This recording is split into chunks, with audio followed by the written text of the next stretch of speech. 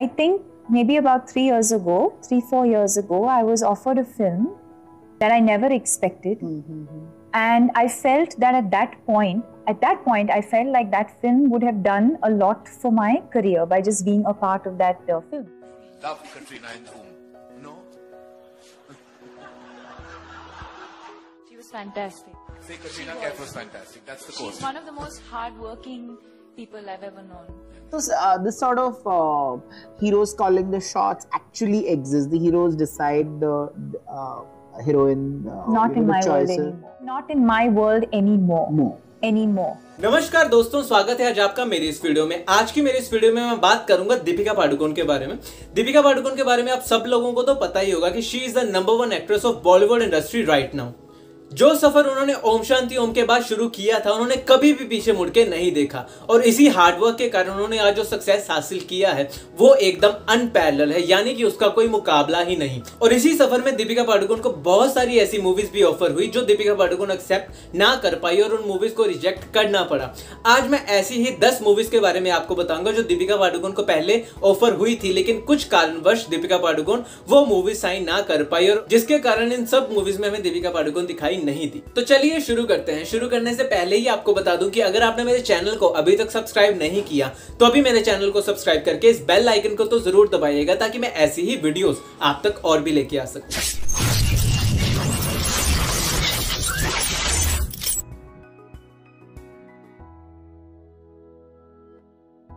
तो सबसे पहली मूवी जो पहले दीपिका पादुकोण को ऑफर की गई थी, लेकिन बिकॉज ऑफ अननोन रीजंस के कारण दीपिका पादुकोण ने वो मूवी साइन नहीं की, वो है धूम 3। वह धूम 3 के लिए कैटरीना कैफ के रोल के लिए पहले दीपिका पादुकोण को कंसीडर किया जा रहा था और उस टाइम पे दीपिका पादुकोण ये मूवी ना कर पाई, जिसके बाद ये मूवी गई कैटरीना कैफ के पास और दीपिका पादुकोण को ये जवानी है दीवानी में रणबीर कपूर के ऑपोजिट कास्ट कर लिया गया। वेल, अब मैं पीछे मुड़ के देखता हूं तो मुझे तो उनका ये डिसीजन सबसे ज्यादा वाइज डिसीजन लगता है, क्योंकि अगर वो कैटरीना कैफ के रोल में धूम 3 में दिखाई भी देती तो ज्यादा वैल्यू ऐड ना कर पाती एज कंपेयर टू जितनी वैल्यू उन्होंने ये जवानी है दीवानी में कास्ट होके की। Maybe about 3, 4 years ago, I was offered a film that I never expected, and I felt that at that point, I felt like that film would have done a lot for my career by just being a part of that film. Love Katrina in the room. No? She was fantastic. And I met the producer. He was like, we're really sure, but I have to ask the actor. And that actor was traveling, but consider it done. Like, it's done. From my side, it's done. The actor's traveling. When he comes back, I'll just, speak to him about it and it'll all be done. Say Katrina Kaif was fantastic. That's the course. She's one of the most hard-working people I've ever known. I can vouch for that. And I was very excited because it came out of nowhere. I thought I had it, all of that. And then I suddenly found out that I was no more in that film.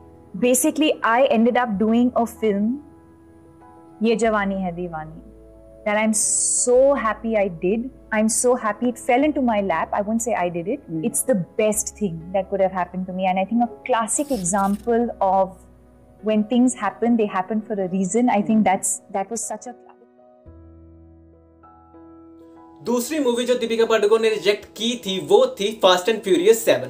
Well, बहुत सारे लोग जो कि Hollywood की एक movie के लिए तरसते हैं, वहां पे काम करने के लिए सिर्फ एक छोटे से रोल के लिए भी तरसते हैं, दीपिका पादुकोण ने उस टाइम पे वो मूवी रिजेक्ट कर दी और उसके बदले में उन्होंने चेन्नई एक्सप्रेस और गोलियों की रासलीला रामलीला की शूटिंग कंप्लीट की। और वेल, मैं तो बस यही कहूंगा कि उनका यह डिसीजन भी वाइज डिसीजन था, क्योंकि चेन्नई एक्सप्रेस और गोलियों की रासलीला रामलीला में उनकी एक्टिंग के साथ किसी को कंपेयर नहीं किया जा सकता, क्योंकि वो बहुत ही ज्यादा अच्छी थी। उस साल वो नंबर 1 एक्ट्रेस बन चुकी थी, जिन्होंने साल में 4 ऐसी बैक टू बैक मूवीज जो कि 100+ करोड़ के क्लब में शामिल हुई थी।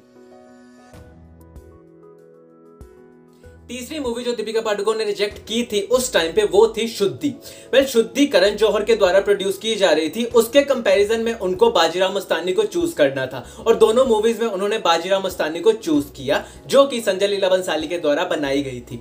वेल, इन दोनों मूवीज की बात मैं अगर करूं तो उन्होंने बाजीराव मस्तानी को चूज करके बहुत ही ज्यादा अच्छा डिसीजन लिया, क्योंकि शुद्धि तो अभी तक बनी भी नहीं। चौथी मूवी जिसके बारे में मैं बात करने वाला हूं वो है शाहरुख खान स्टारर जब तक है जान। जब तक है जान में दीपिका पादुकोण को कैटरीना कैफ का रोल ऑफर किया गया था, लेकिन उन्होंने उस टाइम पे वो मूवी एक्सेप्ट नहीं की, जिसके कारण ये मूवी बाद में कैटरीना कैफ को ऑफर कर दी गई। पांचवी मूवी जिसके बारे में मैं बात करने वाला हूं वो थी सलमान खान स्टारर किक। दीपिका पादुकोण और सलमान खान ने आज तक किसी भी मूवी में काम नहीं किया, लेकिन उनको बहुत सारी मूवीज ऑफर की गई थी जो कि सलमान खान स्टारर थी, लेकिन उन्होंने अभी तक किसी भी मूवी को एक्सेप्ट नहीं किया, जिनमें से एक थी किक, और बाद में ये रोल जैकलिन के पास चला गया। उसके बाद जो दीपिका पादुकोण ने मूवी रिजेक्ट की थी वो थी सलमान खान स्टारर प्रेम रतन पायो, और मैं तो यही कहूंगा कि उन्होंने अच्छा किया कि वो मूवी साइन नहीं की और वो मूवी बाद में सोनम कपूर को ऑफर कर दी गई। बचना है हसीनो, ये जवानी है दीवानी और तमाशा जैसा जादू हमें दीपिका पादुकोण की पहली फिल्म ओम शांति ओम से पहले भी देखने को मिल जाता, क्योंकि उस टाइम पे उनको एक मूवी ऑफर की गई थी जो कि इम्तियाज अली के द्वारा बनाई गई थी। जी हाँ, मैं बात कर रहा हूँ रॉकस्टार की, लेकिन दीपिका पादुकोण ने उस टाइम पे ये ऑफर एक्सेप्ट नहीं किया और बाद में ये रोल नरगिस फाकरी को ऑफर कर दिया गया। रॉकस्टार के अलावा एक और मूवी ऐसी थी जिसपे हम दीपिका पादुकोण और रणबीर कपूर को एक साथ फिर से देख सकते थे, और वो मूवी का नाम है रॉय। रॉय में हम जैकलिन फर्नांडिस के किरदार में दीपिका पादुकोण को देख सकते थे, लेकिन दीपिका पादुकोण ने उस टाइम पे ये ऑफर एक्सेप्ट नहीं किया, और मैं तो बस यही कहूंगा कि अच्छा किया कि नहीं किया, क्योंकि उस मूवी में सच्ची में कुछ नहीं था और दीपिका पादुकोण अगर वो मूवी साइन कर भी लेती तब भी वो फ्लॉप ही जाती। अब जिस मूवी के बारे में मैं बात करने वाला हूं वो है जीरो। जीरो में दीपिका पादुकोण को पहले कास्ट किया जाने वाला था, लेकिन because of unknown reasons Deepika Padukone वो मूवी ना कर पाई और बाद में ये मूवी कैटरीना कैफ और अनुष्का शर्मा को ऑफर कर दी गई। और जब तक है जान के जैसे ही इस मूवी में भी हमें दीपिका पादुकोण नजर नहीं आई और हमें शाहरुख खान, कैटरीना कैफ और अनुष्का शर्मा की जोड़ी एक बार फिर से देखने को मिल गई। अब जिस मूवी के बारे में मैं बात करने वाला हूं जो दीपिका पादुकोण ने रिजेक्ट की थी, उसके बारे में मैं यही कहूंगा कि काश दीपिका पादुकोण हमें उस मूवी में देखने को मिल जाती, क्योंकि वो उनके लिए बहुत ही बेहतरीन अपॉर्चुनिटी होती। जी हाँ, मैं बात कर रहा हूं सुल्तान की, जिसमें अब हमें अनुष्का शर्मा दिखाई दे रही हैं। वो रोल पहले दीपिका पादुकोण को ऑफर किया गया था ऑपोजिट सलमान खान, लेकिन कुछ कारणों के कारण दीपिका पादुकोण वो रोल ना कर पाई और वो मूवी एंड में अनुष्का शर्मा के पास चली गई। इसी के साथ आज के लिए अलविदा। अगर ये वीडियो आपको अच्छी लगी हो तो इस वीडियो को लाइक और शेयर करना ना भूलिए। इसी के साथ मेरे चैनल को भी जरूर सब्सक्राइब करिए ताकि मैं ऐसे ही वीडियोस आप तक और भी लेके आ सकूं, और मुझे कमेंट सेक्शन में जरूर बताइएगा कि आपको इन सब मूवीज में से कौन सी ऐसी मूवीज लगती है जो कि दीपिका पादुकोण को साइन करनी चाहिए थी उस टाइम पे। कमेंट सेक्शन में जाके ये चीज जरूर बताइएगा। इसी के साथ आज के लिए अलविदा, धन्यवाद। This sort of heroes calling the shots actually exists. The heroes decide the heroine. Not in my world choices. anymore. Not in my world anymore. Anymore. It's changed because I've chosen for it to be that way. It's also because I've worked my way up to be in that position to be able to make those decisions for myself today. It was not like that before.